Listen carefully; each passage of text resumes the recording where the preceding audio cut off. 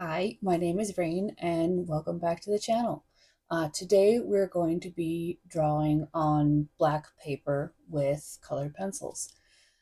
I've always thought that drawing on black paper is a really kind of cool effect and it can be intimidating at times, but I'm here to help you learn how to do it. It's not as hard as you might think it is. Drawing on black paper is really the exact same as drawing on white paper, except it's the exact opposite. Let me explain. So, when you're drawing on white paper, you're leading into the whites and having to make sure you're getting enough dark value into your shadows to make that balance. And when you're drawing on black paper, you have to make sure that you're getting enough highlights because the paper is doing the shadows for you or contributing to the shadows. It's not going to do it for you, obviously. Anyway, so let's get into it. But first, when I was reviewing the footage for this, I found a section where I said this to someone. That's some Richard III shit right there. Shakespeare. I have no idea what I was responding to, but it sounds pretty epic. I hope everyone made it out okay. We are working on a flower. It's apparently called a flame peony, working off of a photographic reference that a friend of mine shot in her garden. So thank you, Suzanne. I really love peonies, and starting is always the hardest part. I'm lightly roughing in the general shape that I'm going for. Try to keeping it nice and light so it doesn't get marks that I don't want later on. What's wrong, puppy baby? Well, come back when you're ready. Then I begin to lay in my color. Nothing is one color, even if it was painted one color. For example, if you try to represent a wall that had been painted blue, it's not going to be just that one blue. If you did, it would look flat, which is great if you're going for a graphic look, but not what I'm doing here.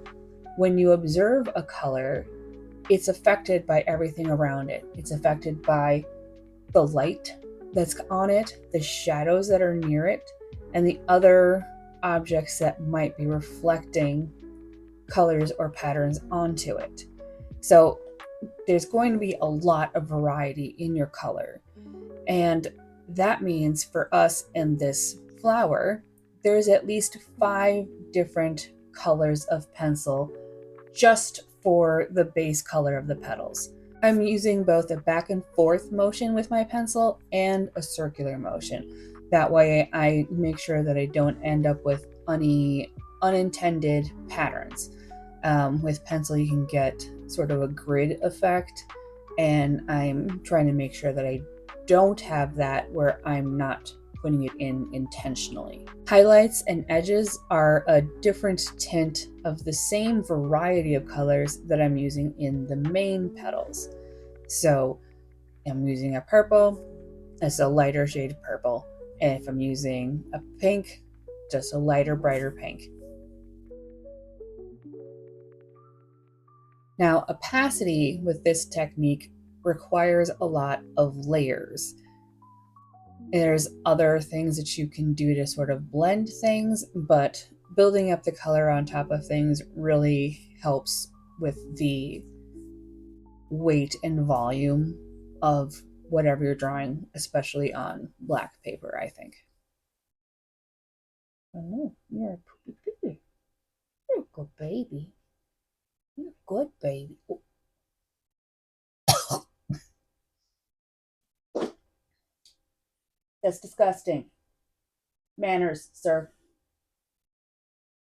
What was I saying? All right. Looks like it's time for kitten intermission. Do do do do do do do do do do do do do do do do. Do do do do do do do do do do do do do do. Kitten intermission time.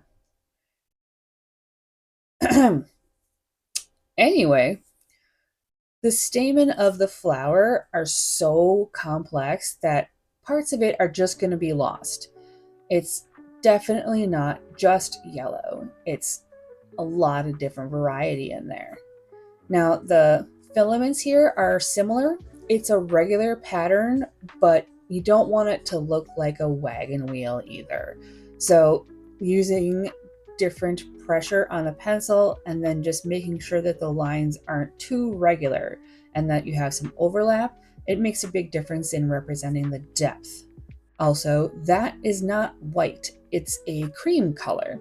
It's more of a yellow and peach color.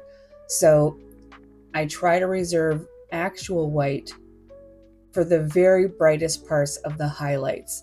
That way I don't get it too muddled and I can have very bright highlights and deep, deep shadows. Blending is also layering. Now, they do make pencils that are for blending specifically, like you do have in like your alcohol markers. I use them for very specific things. I don't really feel like they're necessary in general because most of the time you're just going to want to use more color. Now, highlights push the limits of your colors. You have a little bit more freedom in highlights when working on black paper, and when you're working on white paper, I think there's more opportunity for variation in the shadows. I mean, both go, but since we're adding in more highlights on the black paper, I think there's just a little bit more room for interpretation.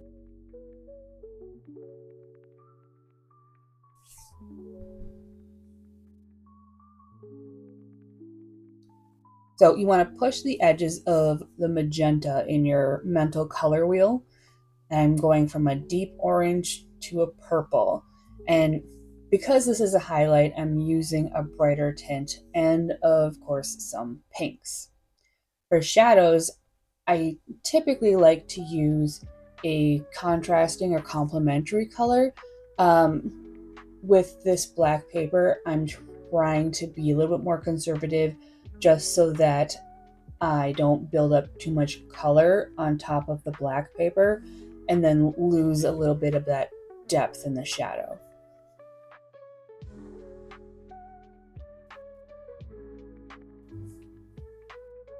Now, this petal goes under the other one. So for the one that's behind it, I'm layering on more of a blue color so that it recedes behind. And then for the petal on top, I'm putting on more of a pink and a little yellow in there to make them fold over on top of each other. So they're both highlights, but using cooler colors to recede and the warmer colors to pull forward, you can still get that depth. And then, of course, also the directions of the veins of the petal.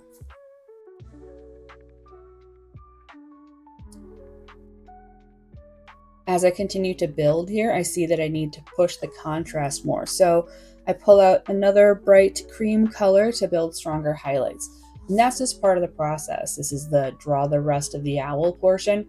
You just look at what you're working on and reassess. And if it looks like your contrast isn't high enough or it's not where you want it to be, adjust from there. And that's what I'm doing.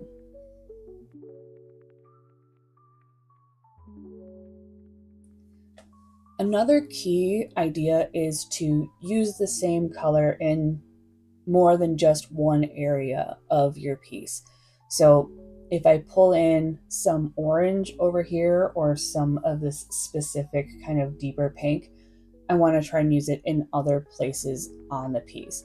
And that makes the whole thing look more harmonious, even when you want to have a bright island of a specific color. If you can find another place to put just a touch of that color, it'll help blend it all into one cohesive image.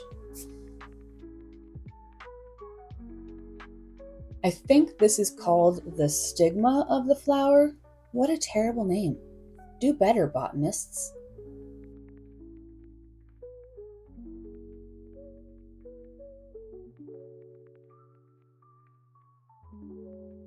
texture is made both by layering colors and the way I make the marks. There's a slightly soft and fuzzy texture, so I use little circles to bring the highlights closer. There are also just little mini petals in there, and you can represent those with just a simple, confident line. And there you have it, drawing on black paper. I hope that this was helpful and that you are more confident in trying this medium. It's really not as intimidating as some people might think it is. If you give it a try, let me know. If you have any additional questions for me, leave them in the comments and I'll try to address them in a future video. Thanks for hanging out with me. I'll see you next time.